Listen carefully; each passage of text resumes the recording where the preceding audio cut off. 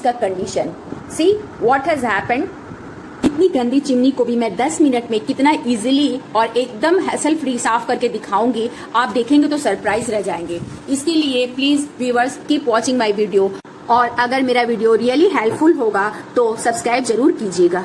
मैं इस बात की गारंटी देती हूँ कि मेरे प्रोसेस अगर आप देखें ना तो फिर दूसरा प्रोसेस सोच ही नहीं सकते हैं कि ये तरीका कितना ही लेस टाइम में होता है और हैसल फ्री है। यही दिखाने के लिए मैं बिल्कुल अपनी वीडियो को कट नहीं की हूँ और एकदम स्टार्टिंग से एंड तक एक एक प्रोसेस अच्छी तरह से दिखाई हो। अगर आप मेरे प्रोसेस फॉलो करें तो 10 मिनट में एक गंदी से गंदी चिमनी भी आप साफ कर सकते हैं। फिर मैं एक सूखा कॉटन कपड़ा से, अभी इसमें कोई पानी वगैरह नहीं लगाऊंगी, ऐसे ही पोंछ लूंगी और इस कॉटन के कपड़े में जितना ऑयल सोक हो सकता है मैं इसे पूरा ऐसे रगड़ रगड़ कर निकाल लूंगी। फिर स्कॉच ब्राइट में विम बार लगाकर जैसे बर्तन मला जाता है उस तरह मल लूंगी। देखिए एकदम झट से इसकी पूरी चिकनाई चली जाएगी और एकदम ऑयल फ्री ये कंटेनर हो जाएगा। मैं जिस चीज से चिमनी साफ करने को बताऊंगी उससे आपकी गंदी से गंदी चिमनी भी झट से 5 मिनट में साफ हो जाएगी। और सबसे मजेदार बात यह है कि इसे एक बच्चा भी साफ कर सकता है और साथ ही साथ बहुत ही रिजनेबल कॉस्ट लगेगा। यानी एक पूरा बोतल अगर आप खरीदती है ना तो इससे आप 10 टाइम्स चिमनी साफ कर सकती है। ऑयल को आप 1 साल 2 साल तक रख सकती हैं।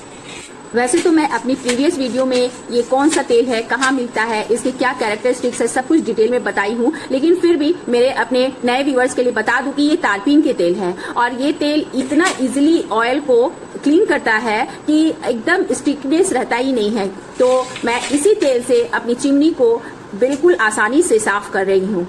मैं एक कॉटन के टुकड़ा ले ली और उसमें उस तेल को पूरा अच्छी तरह से सोक कर ले रही हूँ और फिर इस तरह चारों तरफ लपेट के रख दूंगी और ऊपर नीचे जितना हो सके मैं तेल पूरा कवर करके इसे लगा दूंगी।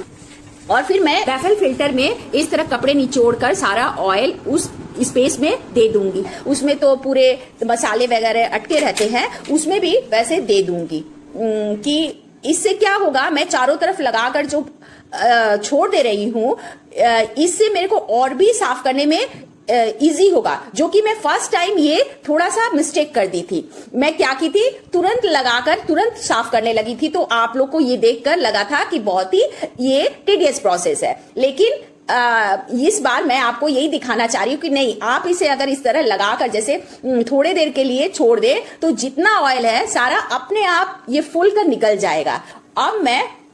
अब उधर चिमनी फिर साफ करने जा रही हूँ। तो इसका बॉडी देख रहे हैं ना, कितना चारों तरफ तो लगा ही रहता है, ऑयल टपक रहे थे, उसकी बूंदें आपको दिखाई दी हैं। तो मैं पहले टिश्यू पेपर से इसे साफ कर ले रही हूँ। अगर टिश्यू पेपर नहीं है तो आप कॉटन से भी साफ कर सकते हैं, लेकिन टिश्यू पेपर से थोड़ा इजिली एब्जॉर्ब कर लेता है।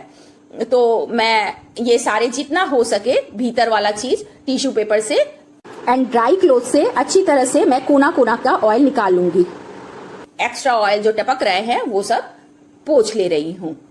फिर मैं बाहरी जो स्टील पोर्शन है पूरा ऑयल जैसा चिटचिट हो गया है, वो मैं जो तारपीन के तेल से सोक किया हुआ कपड़ा है या नया तारपीन के तेल में फिर से सोक किया हुआ कपड़ा को लेकर बाहरी पोर्शन में सारा लगा दूंगी। जैसे मैंने फिल्टर में लगाया था उसी तरह पूरे स्टील वाले पोर्शन में वैसे लगाकर उसको भी थोड़ी देर के लिए छोड़ दूंगी। नॉट फॉर लॉन्ग टाइम, बस 1 और 2 मिनट्स के लिए छोड़ दूंगी। तो मैं फिर स्कॉच ब्राइट में वेट स्कॉच ब्राइट में विम बार लगाकर और जैसे बर्तन मला जाता है उस तरह मैं इसको रगड़ दूंगी।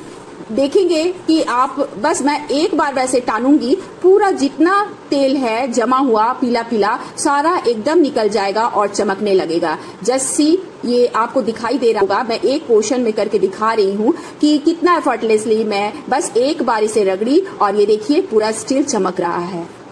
लास्ट में मैं ड्राई क्लोथ से इसको पोंछ लूंगी।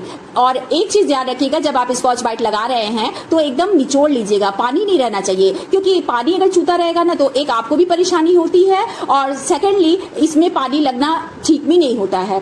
तारपीन के ऑयल में सोक किया हुआ जो वो कॉटन था उसी से मैं अब अगेन वेफर को पोंछ रही हूँ। जस्ट फर्स्ट टाइम ऐसे ही बस पोंछ रही हूँ, आपको समझ में आ रहा होगा कितना साफ हो गया है। ये जब फूल जाता है ना तो फिर तो कुछ करने का काम ही नहीं रहता है, एकदम इजीली निकल जाता है। और ब्लेड के भीतर भी जो सारे ऑयली है, ये भी इस तरह कपड़े को घुसाकर किसी हार्ड चीज, स्क्रू ड्राइवर या कोई भी ऐसे शार्प चीजें आप घुसाकर उसे ड्रैग कर दीजिए। देखिए एकदम गैप पूरा क्लीन हो गया है। मुझे नहीं लगता है कि आप जो बॉयल वाटर में इसे डालते हैं तो ऑयल जितने होते निकल जाते हैं, बट उसके दाग निकलते हैं। दाग निकालने के लिए आपको डबल मेहनत करना पड़ता होगा, लेकिन ये देखिए ये दाग के साथ निकल जाते हैं। आप बस थोड़े स्पाइसेस वगैरह लास्ट में एंड में जाके जम जाते हैं, जो आप उसको रनिंग वाटर के नीचे रख दे और जस्ट पानी का फोर्स उसी पे डाले, तो देखिएगा सारा जितने स्पाइसेस है वो एकदम इजीली निकलकर सिंक में आ जाते हैं। अब मैं इस ऑयलनेस को हटाने के लिए, जो तारपीन तेल का एक खुद ऑयलीनेस है, उसको हटाने के लिए स्कॉच ब्राइट से एक बार धो दूंगी और फिर ये एकदम न्यू वन हो जाएगा। फिर आपको मैं दिखा रही हूँ, बिलीव नहीं कर पाएंगे कि इतना गंदा मेरा 1 साल का ये चिमनी साफ किया हुआ, और मैं आपको एकदम लाइव दिखा रही हूँ। सिर्फ मुझे हार्डली 7 to 8 मिनट्स लगे हैं और मैं इजिली इस ऑयल कलेक्टर, फिल्टर, सारे चिमनी को साफ करके दिखा दे रही हूँ। नहीं कि सिर्फ मैं वेफर साफ कर रही हूँ, आपको पूरा मैं चिमनी साफ कर दिखाई हूँ। और सबसे बड़ी बात यह है कि आपके न ग्लव्स पहनने पड़ रहे हैं, ना कुछ हाथ में जल रहा है और ना नेल गंदे हो रहे हैं। इवन अगर आप ड्रेसअप भी हो ना, तो जस्ट एप्रोन पहनकर इस प्रोसेस को कर सकते हो। तो है ना कितना हेल्पफुल ये। और मोस्ट इंपॉर्टेंट थिंग कि आप कितने पैसे सेव कर लिए ये 10 मिनट के काम में। तो है ना इतना अच्छा एक आपके लिए हेल्पफुल वीडियो। तो क्या लगता है आपको, क्या इसके रिटर्न में मुझे एक सब्सक्राइब करना नहीं बनता है? इस तरह मैं ये वेफर लगा दी और क्लॉकवाइज बंद कर दी, और ये जो ऑयल कलेक्टर है, ये जो एक तरफ थोड़ा सा खुला रहता है, उस तरफ का पार्ट पीछे जाता है और उसको मैं स्लाइड बैक कर दे रही हूं और ये लग गया। तो now you can see how much it is clean. Anyone can imagine कि मैं ये मेरे 1 साल 1.5 साल का